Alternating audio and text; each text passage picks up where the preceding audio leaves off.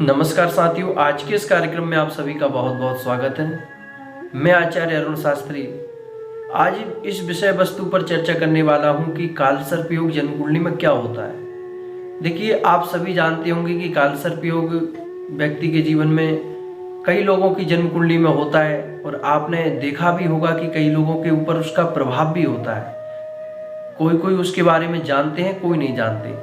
तो वास्तव में कालसर्प योग क्या होता है और यह जन्म कुंडली में किस स्थिति में जाकर के बनता है। देखिए, पहले तो हमें यह समझना चाहिए कि जो कालसर्प योग है किन ग्रह के प्रभाव से बनता है। अगर आप अपनी जन्म कुंडली देख रहे हैं तो वहां पर आपको देखने को मिलेगा कि जैसे कि राहु और केतु, इन दो ग्रह के योग से बनता है कालसर्प योग। अगर आपकी जन्म कुंडली में राहु और केतु के बीच में सारे ग्रह आ जाते हैं, ऐसी स्थिति में आपकी जन्म कुंडली में पूर्ण रूप से कालसर्प योग बनता है। अगर राहु केतु से बाहर कोई एक ग्रह निकल जाता है तब आपकी जन्म कुंडली में आंशिक कालसर्प योग बनता है। और जो आंशिक कालसर्प योग होता है उसका उतना ज्यादा प्रभाव नहीं रहता, उससे 20% कम रहता है। लेकिन अगर बात करें जो पूर्ण रूप से कालसर्प योग बनता है उसमें क्या होता है। देखिए, कालसर्प योग जिसकी जन्म कुंडली में होता है, सबसे बड़ी उसे दिक्कत होती है कि उन्नति में वह बाधक बनता है।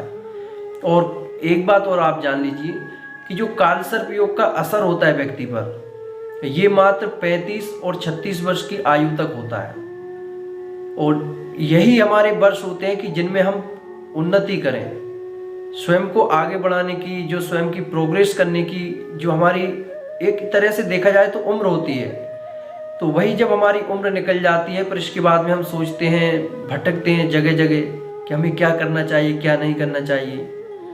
तब आपको चाहिए कि कालसर्प योग आपकी जन्म कुंडली में अगर बन रहा है तब आपको उसे समझना चाहिए कौन सा बन रहा है, क्योंकि ये 12 प्रकार का होता है। जो जन्म कुंडली के आप 12 भाव देख रहे हैं, अगर सभी भावों का देखा जाए तो जैसे किसी में तक्षक नाम का होता है, किसी में कुलक, कर्कोटक, पद्म, तो इस तरह से उसके अलग अलग प्रभाव होते हैं। आप पर किस रूप में क्या प्रभाव पड़ रहा है उसका, तो ये भी आपको जानना जरूरी है। और इसकी शांति की अगर बात करें तो इसकी शांति विशेषकर तो वैसे नासिक में होती है। और अगर आप जैसे कि देखो, हर व्यक्ति नासिक नहीं जा सकता, क्योंकि व्यक्ति की एक परिस्थिति होती है, उसकी क्या स्थिति है यह तो वह स्वयं जानता है। तब आप देखिए, भोलेनाथ की उपासना करके या फिर किसी भी प्रकार का कोई अभिषेक करके आप अपने कालसर्प योग की शांति कर सकते हैं। देखो, उससे जैसे कि देखा जाए तो अगर हम कोई भी निवारण करते हैं तो प्रश्न उठता है कि ये शांत हो जाएगा या नहीं होगा। आप एक छोटे से उदाहरण से समझिए। अगर आपको शुगर है, शुगर की बीमारी ऐसी होती है जो कभी खत्म नहीं होती, लेकिन हम उसकी दवाई लेते रहते हैं तो वो कंट्रोल में रहती है। इसी प्रकार से जन्म कुंडली के जितने भी योग हैं, किसी भी योग का प्रभाव कभी खत्म नहीं होता। हम उसके उपाय करते रहते हैं तो वह हमारे कंट्रोल में रहते हैं, उसका हमारे ऊपर प्रभाव नहीं होता।